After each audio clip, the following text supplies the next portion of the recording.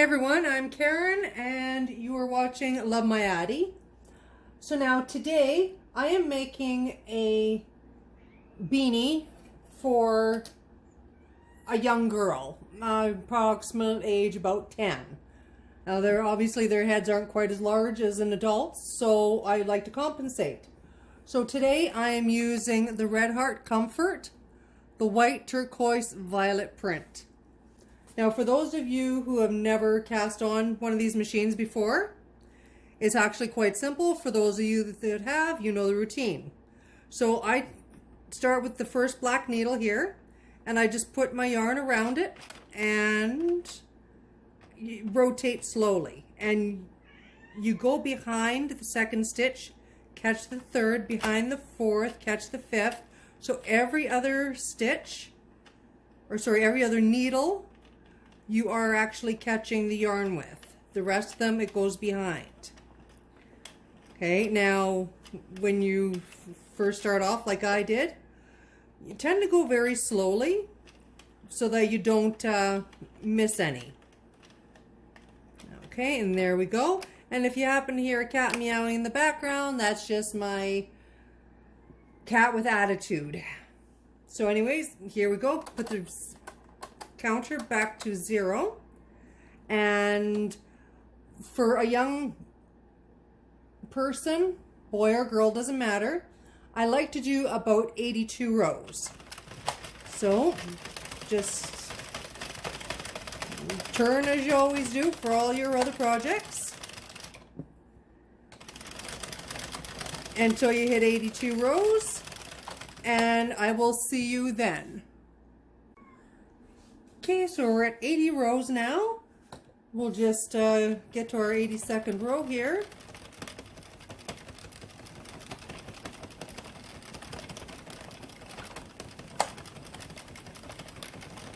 There's 81.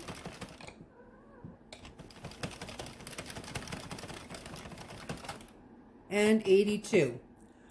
So now that we're at our 82 rows, we need to do our cast off. So I like to make sure that I have more than enough yarn, which some people say is wasteful, but I'd rather be safe than sorry. So what I do is I wrap my yarn from here, and I go wrap around the outside to the halfway point just to make sure. Because if you do it on the inside, probably won't run out of yarn, but I don't want to take the chance after all the work that I've put into it. So of course you grab your needle and you get it threaded. Whoops, kind of got the dropsies there. And then you start taking your stitches off one at a time, and you have to only do one at a time for about the first 6 to 8 stitches. I find that's better, otherwise you're pulling your work too tightly.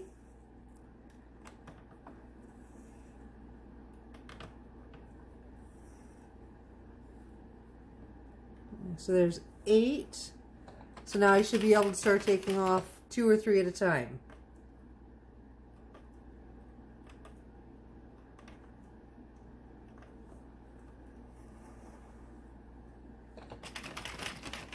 And unfortunately, I'm not good at picking the stitches off with my left hand.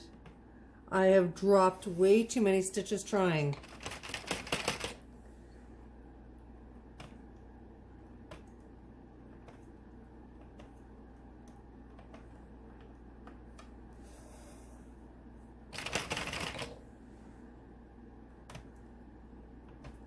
So once you get all the stitches picked up, then we can continue on.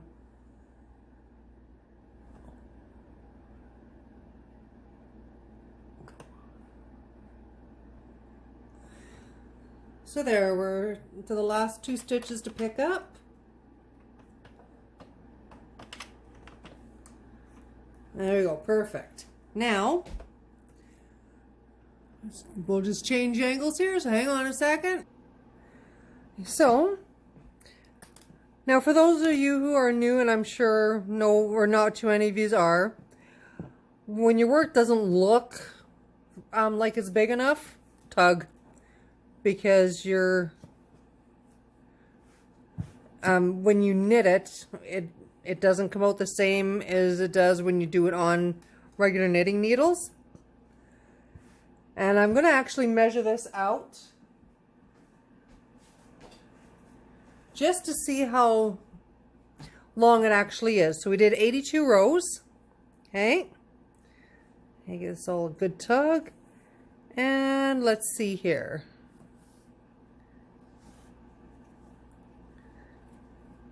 Okay, so that's 17 inches. So I'd say that's a pretty good size. The numbers that I've seen say that every 5 rows equals 1 inch. So according to doing 82 rows, it should be 16.4 inches. So that's not too bad. I guess it all depends on the type of yarn. And this here, if you look at this, this has a really funky pattern to it. This is kind of cool. I like this. Okay, so anyways, now, and don't mind the bouncing of the camera, it's kind of an awkward spot, so it makes it a little bit tough to work with. So anyways, now, remember me showing you that I wrapped mine halfway around the Addi machine? Well, this is all the yarn that I actually have left until I pull. So it's just the right amount in my book. Some of you may like to have a little bit more at the end or less.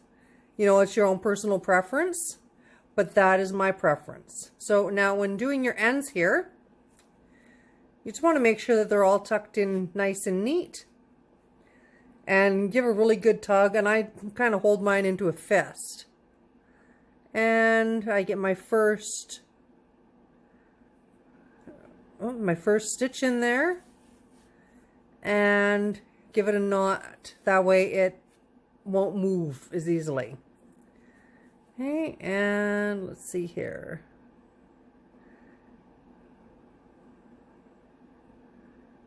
Now, you don't have to put pom-poms on. I sometimes don't. But when I go to the craft fair, I will be taking, of course, my yarn with me, of course, and my machine. And I'll also be bringing my pom-pom makers with me just in case somebody wants a pom-pom. So now that I've got a couple of knots in here, I go ahead and I bury my yarn in the other end. It's not rocket science that obviously it's going to be hidden in here, which is great. And I just chop it off. And there we go, that's good for that end. So now I go to the other end, I find the string, and I do the same. I make sure that everything is tucked in nice and neat.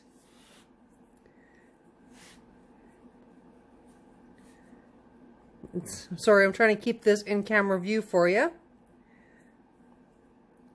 And sometimes the yarn does not like to cooperate. I guess it all depends on the type of yarn you use as to whether it's cooperative or not.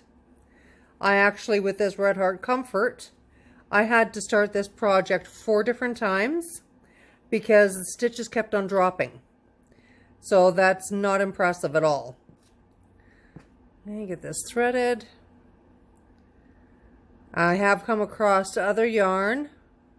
There's one yarn that I refuse to even attempt to use, and that is the Prism yarn that I buy from Mary Maxim. It's great for knitting on knitting needles or crocheting with a crochet hook, but to use on the Addi machine, it kept on dropping stitch after stitch, and it didn't matter how slow I went. If you blink and you turn, then you drop a stitch. So that's not good. So I actually gave up that project. Okay, so go ahead and, whoops, sorry. Go ahead and get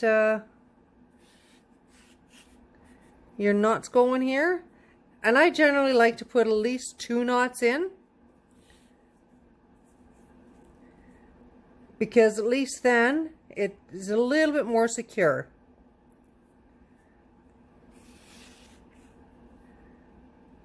There we go. Now, of course, I'm not going to cut this off or bury it because I want to put these two together. And sometimes it works, sometimes it doesn't. Oh, goodness gracious. Come on.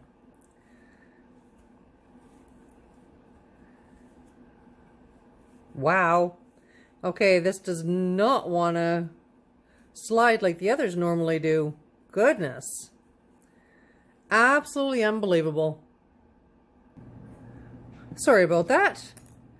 I had to run and stop a cat fight. They were standing off against each other here.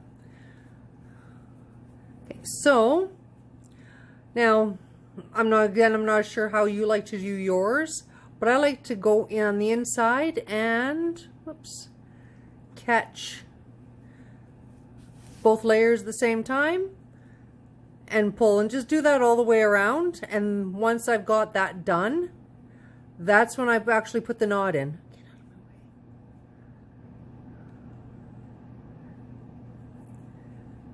Or if it's being completely uncooperative, I go the other way. I go from the top down through the bottom layer and out the hole. Sometimes that's easier.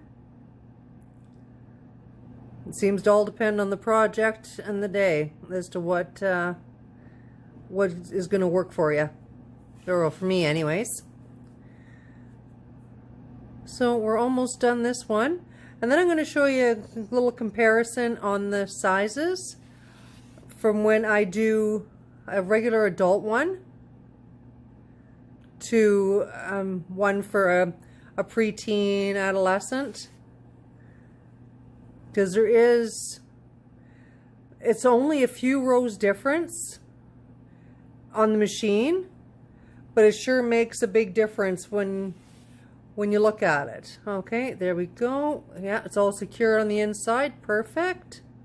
So now we just go ahead and do our knot.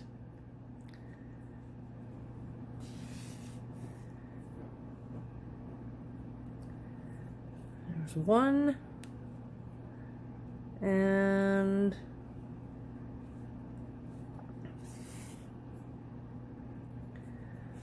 two. Okay, there we go. And I'm just going to bury this sucker inside here.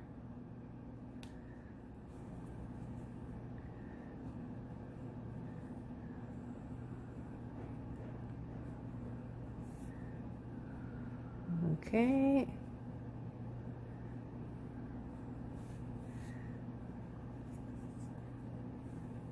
Alrighty. Let's give that a little tug, snip, and there we go. Okay, so this here is one, like I said, that I've made for an adolescent or preteen. When you put it up against one for an adult and having it the same size, you see the difference here? It's actually not a whole lot of difference when you visually look at it, but when you measure it, and I can't find my tape measure, I seem to have lost it. I'm assuming one of the cats came and grabbed it on me. When you measure it, it's close to 3/4 to an inch, 3/4 of an inch to 1 inch difference. Doesn't sound like a lot, but in reality, it is quite a bit. Okay, so I hope that you liked the video. Please don't forget to like it and subscribe. Have a great day.